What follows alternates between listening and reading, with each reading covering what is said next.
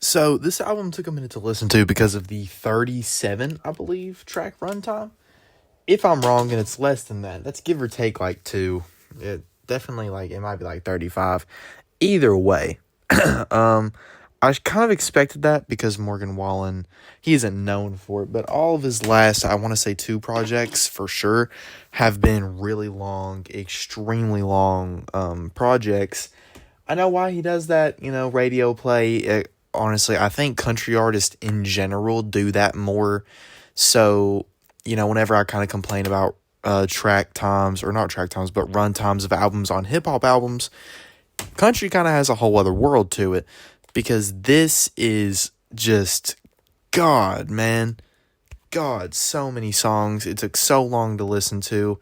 And to be honest with you, a lot of these songs sound the exact same. I ain't gonna lie. It's cool at first and it's good at first, hearing him talk about how, he is the problem, how he's not really that good of a person. He's kind of like the country The Weeknd almost, lyrically wise. And Morgan's not bad at singing. He sounds good. His voice sounds good. A lot of songs on here sound really good. But then you run into like certain songs and it just it doesn't that it sounds bad. It's just like, I've heard this before and it's not as good. It's almost like the lows on here are not necessarily like really low. They're just kind of middle of the road. You know what I mean? They're nothing. They're nothing songs. You don't really feel anything listening to them. But then, like a lot of more, or like at least his last project and his last two, you got the ones that he really tried on, and you get like the radio hits, like the really high highs. Kiss Her in Front of You is one of these. The song with Tate McRae's pretty good. I don't like it that much. It definitely could have been better, but and like I said, this starts off pretty good. You got I'm the Problem. I don't like Superman that much, but it's still a good song. What I Want, Just in Case, Interlude, and Falling Apart is a nice little run of tracks. I like Genesis. I like the religious lyrics. None of the features really on here besides Tate McRae and Post Malone really do much. I Ain't Coming Back's a nice song. And I was definitely let down by that Hardy track because I like Red. I think Red's a pretty good song that's on that Hardy album. So I was definitely like, oh, they might have a little banger here, and they don't. I like him singing about women. I just don't get it. Y'all know, I think every single time I make an album review, I'm like, yeah, I like how he's rapping about like how he loves women, how like he lets his girlfriends down, Yeah, that just kind of, it gets to me. I don't even know why. I don't even let my girlfriends down. They let me down. You know what I mean? But anyway, that was corny. I'll never say that again. A lot of tracks on here are way too long, 3.5 minutes. Dark Till Daylight is a 4-minute song and it feels like it's 20. Like Working Man song is a decent song. It's still too long. It's just good. Right around track 19, right after If You Were Mine, the album for me takes a hard nosedive because it's literally just a whole other album of what I just listened to. This took me about 3 or 4 days to listen to all of it because after that like 19, it's still a drag for that first part of the album, but it's better. It's a better album because it's a lot more consistent. It's just kind of not it's more like it's not mid, it's slightly above that. It's like a 7 out of 10 album. And then you run into the rest of it and it's like two separate projects. Like I said, I know why he does it. Radio hits. Not all of these are going, like singers and rappers, they do this knowing that not all of them are going to be hits, but there's a more like percentage wise, you have a higher percent chance of having a hit if your album has more songs on it. I like to think it's the opposite because I think they underestimate how people can get overstimulated and how people can get like, what's the word, oversaturated. They underestimate how quickly they can do that. I don't really think that's going to happen with Morgan Wallen because he's probably the biggest country artist out right now. This album's going to do crazy. I literally just seen that the song with him and Tate McRae is #1 on Billboard. I'm not saying he's gonna get any less popular from this, but I am saying that he needs to quit having 37 long albums and maybe people will like them better. I know his fans are gonna like this because it's just, I think country people just kind of think like more songs equals, more Morgan Wallen to listen to.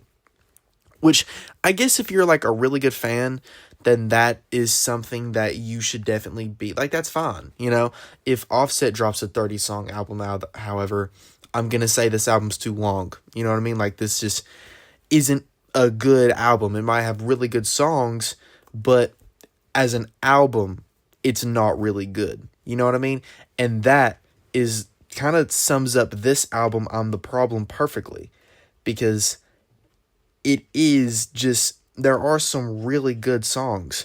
Like I said, where did it go? I was looking at it on my computer. Where did it go? Where did it go? Where did it go? Where did it go? Where did it go? Where did it go? Missing. Missing is an amazing song, and I love it. But 20 Cigarettes is a great song. Kick Myself is pretty good. Where's another one? Genesis. I like Genesis pretty good. Kiss Her in Front of You. Great. If You Were Mine is the last great song on the entire project. You know? Notice how a lot of those are in the top half. You know? But anyway, besides those are great, amazing songs, but the rest of it leads to a not as good project. Also, I apologize. Like, my nose just got stopped up out of nowhere. So if you notice, like, I sniffle or something, or I like make a weird noise, I'm trying to like get the snot out of my nose. Anyway, it's kind of a shame too, because this album starts off pretty good, like I said earlier, with I'm the Problem, Superman, I Got Better, What I Want, Just in Case, Interlude, Falling Apart. That is a pretty solid little 7-track intro to start off the album. I'm into it, but then I have it looming in the back of my head. I've got 30 more. And it might not sound like that much, but God bless, man. It is, by the end, LA Night and Miami, this is like the last, not the last two, but the two right before the last two. Those are good songs, but I'm so, like, tapped out by the end of it. Listening to them now, they're not as, like, I like them a little bit better, more than I already liked them, because I'm not listening to 35, I'm not listening to 34 songs before that. But this song does not end off good. Lies, Lies, Lies, and I'm a Little Crazy is not that good songs in my opinion. But like I said, why do I have this album liked? Okay. Overall, I would have to say I'm not the biggest fan of I'm the Problem. I think Morgan is the problem on here. His singing isn't even bad. It's just there's too many songs on here. I get oversaturated, or he's oversaturated. Just too many songs, not good enough singing, not good enough performance from him to carry 37 songs. If he wants to do 37 songs, there should have been riddled with features, because all these songs sound the same.